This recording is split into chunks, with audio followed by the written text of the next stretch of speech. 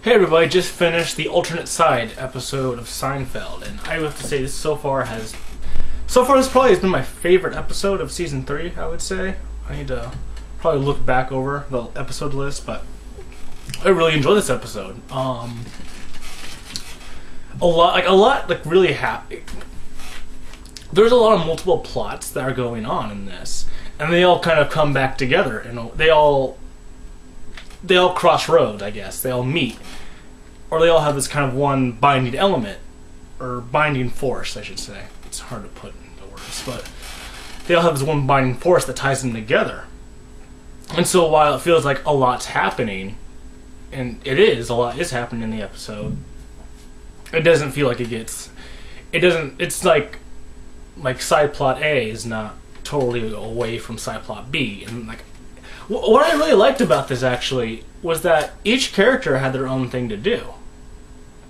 You know, we usually, I think the last few episodes it's been like either the group by themselves is doing one thing, or it's like a character. It's like the episode's mainly about one character, or the characters are teaming up, which is good with the episodes. But this, it's always kind of fun to see each character have their own individual story because they're all individuals. That being said, what happens is that it begins with Jerry. His car was stolen because the driver who moved the car left the keys in the car. And this is it's a really humorous moment because he has a car phone and they call the car phone and the carjacker picks up. And so it's funny because like the car's just like, yeah, I stole your car and I'm not gonna give it back. And he starts kind of fixing up the car, and what's really funny is that Kramer kind of arranged with him to kind of give for the carjacker to give Kramer his gloves they left in the glove compartment.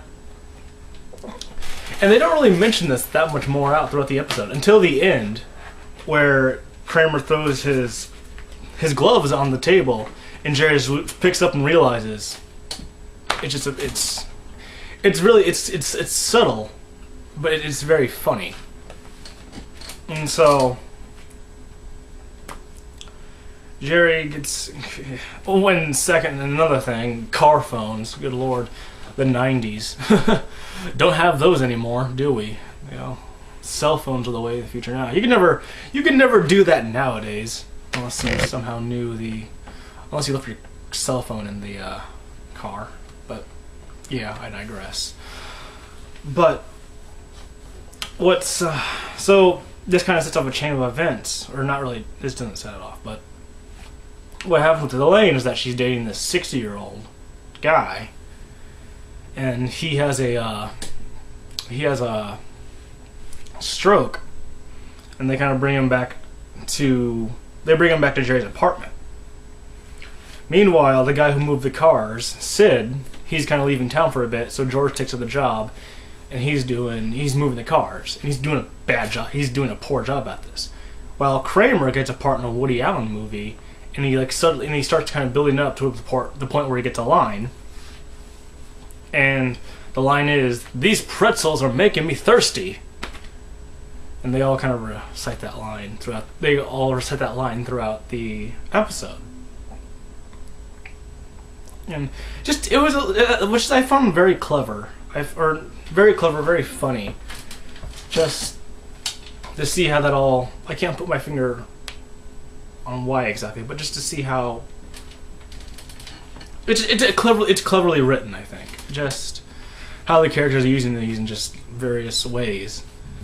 And so how these all kind of link together is that George is doing just a horrible job moving cars, that he's holding up traffic. And so since Woody Allen's filming this film outside of the apartment, this halts production, so Kramer's affected. He goes to George, yeah, Woody Allen was like, "Who's that moron in the jacket?" referring to George. And so when and he also damages the rental car that Jerry gets, which which cost Jerry $2,000 because his insurance didn't cover somebody else's driving. Another good shtick they had was a very clever, very funny shtick was when Jerry and Elaine were at the rental car department, and there's a problem because they didn't have Jerry's reserved car, so the reservation fell through, and so the person they're talking to got the manager, and like they're kind of speaking in that like the door has a sort of like it's a see-through window on it, and like you can see them talking, and so Jerry is like, yeah, Elaine, look at me. And, like they're kind of like doing the whole like, he's like, you know what they're talking about? They're making it look like they're talking, so it looked like she actually said something. It's a good back and forth. A good back and forth mocking how that can happen, how they'll just go back or something for show or whatnot. Where was I with that? And so Elaine's boyfriend has the stroke, and what do you call it?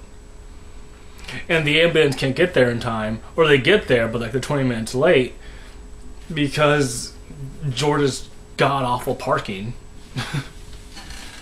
And what I liked about this is that at the end of it all, like pretty much all the characters have, like, they all have, each of these stories is wrapped up, except Jerry's kind of where his car is still stolen. I mean, he returned the rental car, but yeah. You know, Kramer got fired from the movie because like when he did the lines, when he did the line, "These pretzels are really making me thirsty," he slams down his glass, and like, apparently that cuts Woody Allen. Meanwhile, I remember that Elaine asked if Mia Farrow was there.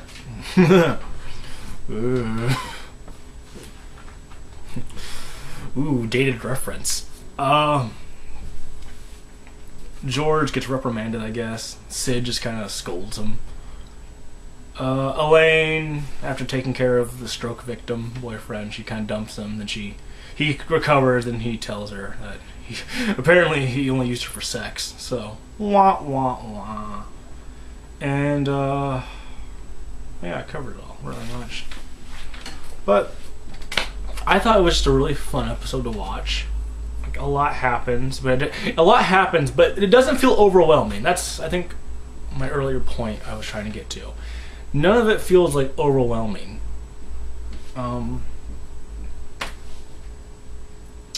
The plot, it all progressed. The plot, it was paced very well. There were very clever moments, very good dialogue. Yeah, I mean, I would say, so far, this is my favorite episode of season 3, I'll have to say. So, for that much, the alternate side was a great episode. Trailing off now.